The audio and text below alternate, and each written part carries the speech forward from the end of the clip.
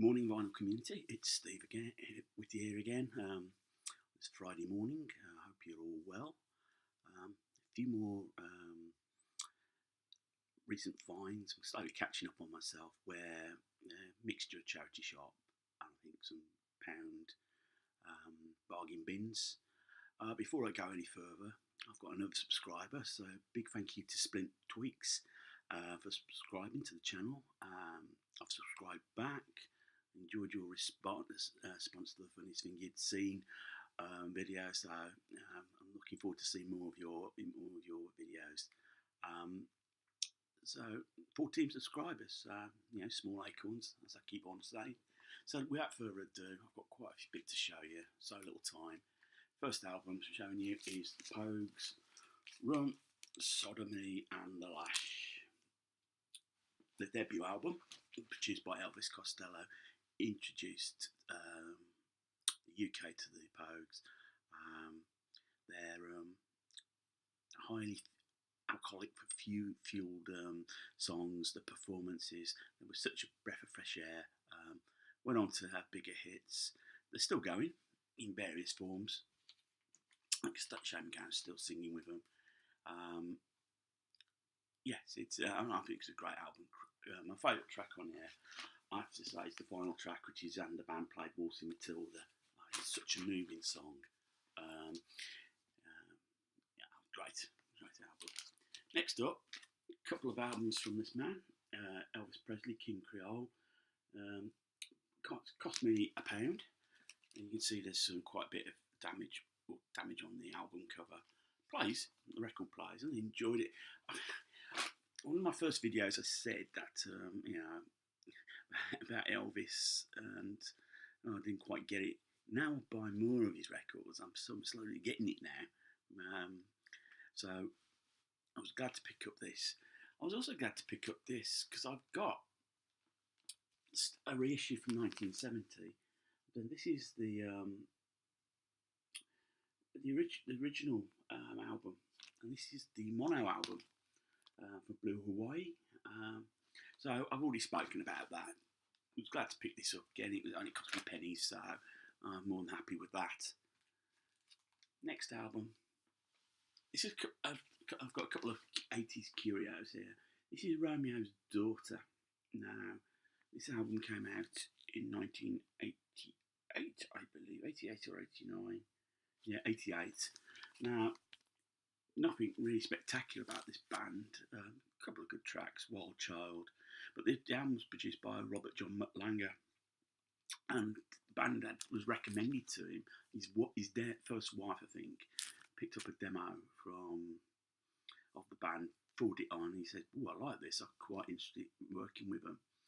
And so they produced the album. It didn't really sell. There was a lot of hype. I think you can see that a lot of hype was based around the singer Lee Matty, quite very photogenic. They didn't really get anywhere. I think they made another album. I think there's an incarnation still floating around. But hey, I think it wasn't too bad an album. This one I'm going to show you is definitely a one-hit wonder, and this is Scarlet Fantastic, and it's a 12-inch single, No Memory. It was their big single at the time, from Birmingham. I think they came split from the band Soul's Way, or Hips Way. I'm not sure, to be quite honest. It was definitely a one-hit wonder. It only scraped into the top 30, to be quite honest. And it was only because I just remembered it, and it was in a charity shop. I thought, oh, I'll give this a home. Nothing spectacular. I think Maggie DeMond, the singer, still going. Paul Simon's Greatest Hits. This is a compilation that came out in 1977, so it's very much his early solo stuff. Slip Sliding Away, Still Crazy After All These Years, Me and Julio Down by the Schoolyard, Mother and Child Reunion. They're just great songs, and I think what Paul Simon's really good at is very rhythmically sound. I hope I said that right. And he's very good at getting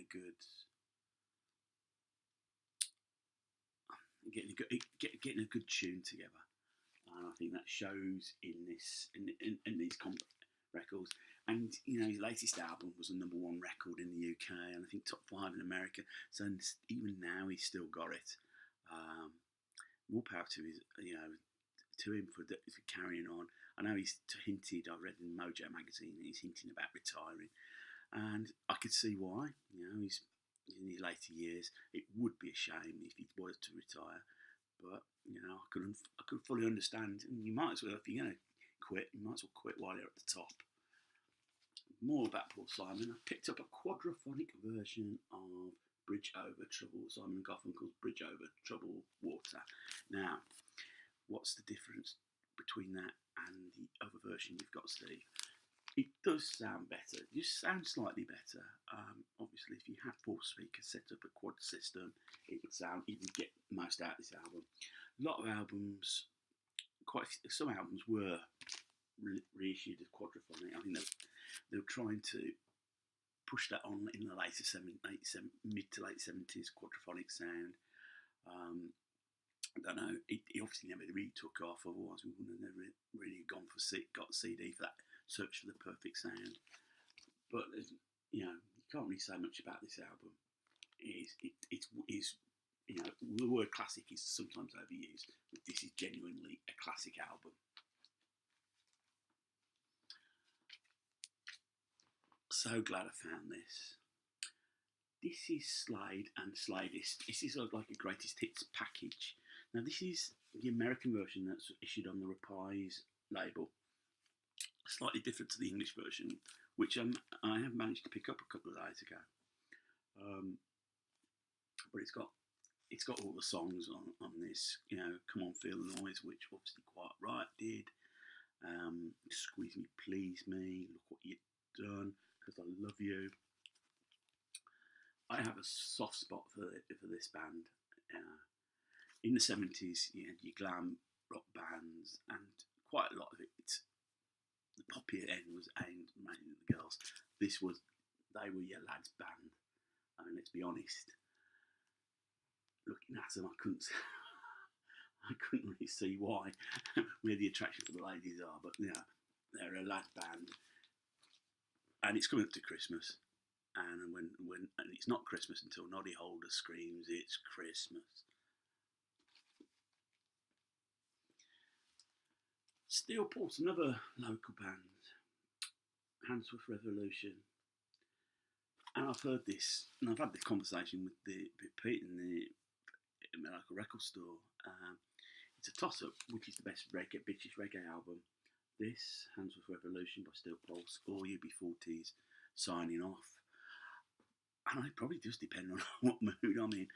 I think at the moment this is definitely the best at the moment. But I suppose if I were to play UB40 Signing Off, that might change. 2 classic reggae albums. So yeah, Steel Pulse still going. But yeah, love that album. Now a bit off the folk rock, and this is Steel I Span and Below the Sail. This record, it is, Steel I Span, very much the traditional folk, but weren't afraid to go with putting the electrics on it. I think it showed. I mean, this is a good album. It's got Gaudete on it. This is like their first hit, I suppose, hit single, which is comes out at Christmas time. I think it's a good album. It's got John Barleycorn on it. It's got jigs. It's they're taking traditional folk songs and rearranging them for a rock audience, and I think they're quite successful. Still going. I think it's I don't think it ever really died off. I think with folk, they just stayed with the folk clubs. And while I'm on Still I Span, original masters, quite ring worn. This is like a greatest hits album at the time. my favourite track, and we've just celebrated Halloween, is Alison Gross, which is a traditional song about a witch trying to woo a young man who spurns her advances and basically casts a spell on him. Spoiler alert. No, it's a great song. I think dig it out. It just the way it builds up with just the bass, and then the guitars build up to the big crescendo at the end. It's a great song. Also, they got the other hit single on there, "All Around My Hat," which is more of a rocky number. But definitely worth checking out. I'm probably going to look see if I can find, especially some more of their early '70s albums. Excuse me. Woke up with a bit of a tickly throat.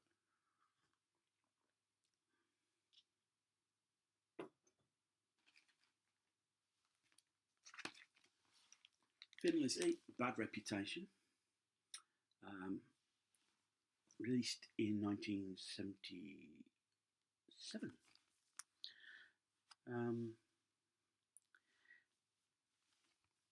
In a sense, this album sort of signalled the end of an era, and you can tell from the cover. There is, on the front cover, there's no Brian Robertson. He had left the band or was asked to leave, which was strange because on the back cover, you've got the photo of him. Well-known song on the album, "Dance in the Moonlight." Great single. I think it's harks back to Phil Lynnett's days in Dublin, where he'd stay out all night.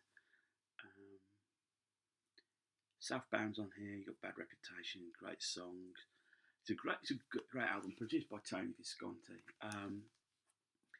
As I said, this did represent the end of an era. You know, the classic lineup had gone, and you had Live and Dangerous, and then Black Rose. But then, really, for the band, it was downhill from there. But I'd recommend anyone to get that album, "Bad Reputation." Final album in this batch, and this is something I rescued. It's Andy Williams' "Solitaire." He had a big song on there. It's obviously the title track, "Solitaire," and he had a hit single in the UK with it. He's also on this album. He does a version of "My Love" by Paul McCartney and Stevie Wonder's "You Are the Sunshine of My Life." He does "Remember" by Harry Nilsson. It's not an offensive album. And the reason I ended up with this is Charity Shop was going to throw it. Charity Shop, I volunteered in. We have a policy with vinyl. We put it out for 4 weeks. If it don't sell, it goes. That's primarily because you go into charity shops, thrift stores, wherever. You just see the same albums and they're not moving. And my view is, if they don't move in 4 weeks, they're not going to move, because quite a lot of the albums, they're across all the same albums and in the same thrift stores. So I enjoyed that, and so I rescued it. I'm glad I rescued it. It's not a bad album, and much kudos to Andy Williams. God rest his soul. So that ends this video. I hope everyone's well. Yeah, it is Friday, the weekend's coming up. I've enjoyed my week off work. I'm off to Birmingham today, do a little bit more vinyl hunting, see if I can find anything. Then I suppose I best start my Christmas shopping at the weekend. Hey ho. So until then, don't forget to click subscribe, leave some comments, positive and negative, I don't mind. I'm enjoying correspondence with John Bellamy. It's really informative, and he's pointed out a few things to me. So, and likewise, I think hopefully I've shared some nuggets with everybody. So enjoy the weekend. Until next time, take care, keep smiling, keep listening to the good music.